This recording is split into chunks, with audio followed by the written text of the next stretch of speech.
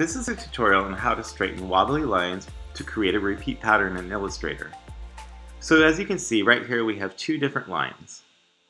They're both a little bit irregular. We got a little fat shape in this one here, and then we have it going straight down and it gets a curve, and this one has two curves in it.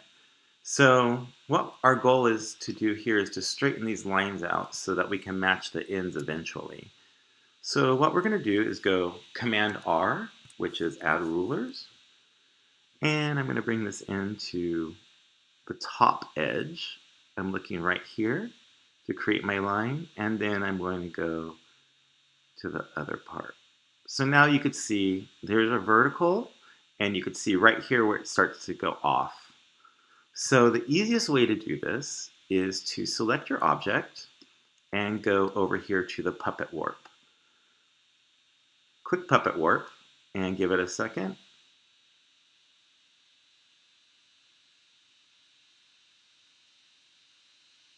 Now it's going to give us this mesh, and it's also going to give us some pinpoints. We have one pinpoint here and one pinpoint here. What we really want to do is think about this line as having another pinpoint where it bends. So right about here, you can see it starts to bend. So now we've added this pinpoint. This acts as an axis point to rotate. So I'm going to click this pinpoint now that that's fixed and drag this and slowly warp our line straight. Now we're going to go back here to the center and pull this over a little bit too, and up to the top, and pull that just a bit. Now we get our line pretty much straightened out.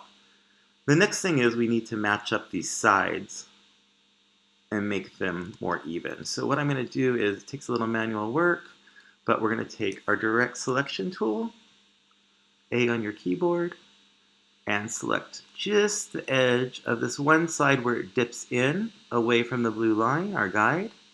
And you can see only these blue dots are selected.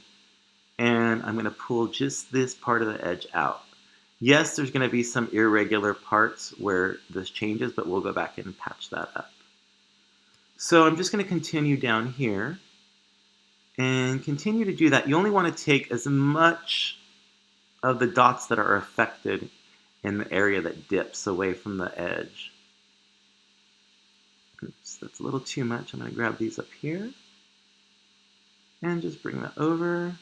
And now go and do the other side, probably to about here. That looks pretty on. We can touch all this up in a little bit. This one looks a little far out, so we're just take this in a little bit. Now here we have our fat part, so we're going to select all these that are overhanging the edge and bring them in a little bit. And bring these at the edge and bring them in a little bit, because I want to retain the texture on the edge. That's why I am not redrawing the full edge. And then we're going to go here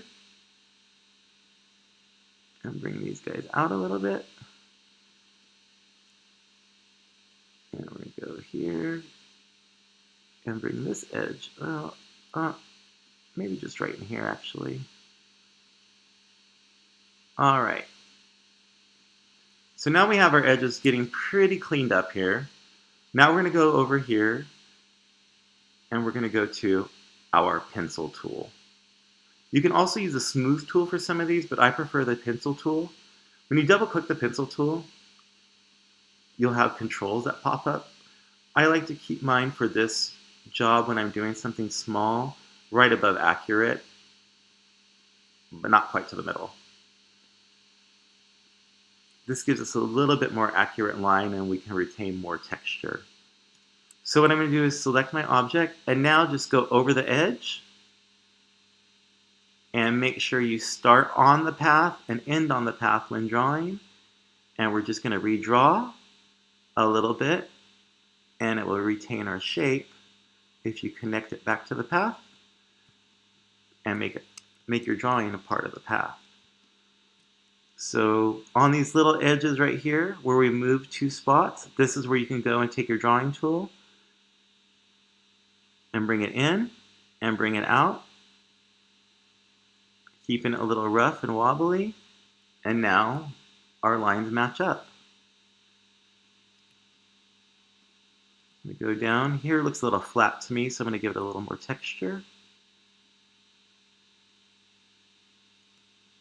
I went a little too far, so we're going to redraw this in here.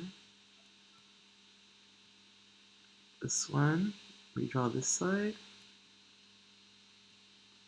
And just keep going down and keeping your line smooth along the way.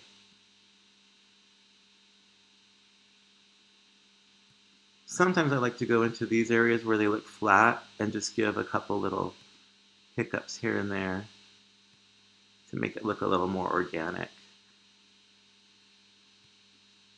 Here we want to bring out quite a bit, so we can just go redraw this. And there we go. We're pretty much at the bottom of our line here. And we can move on to the next step of matching the ends. So we're going to now match this bottom end to the top end. And so it's important that these edges here stick close to the line. So when we match them up, we'll have a good match. All right. So now you can see we got a nice straight line. I'm going to hide the guides. And we straighten our line out. Not bad. Make sure to like this tutorial and tell your friends.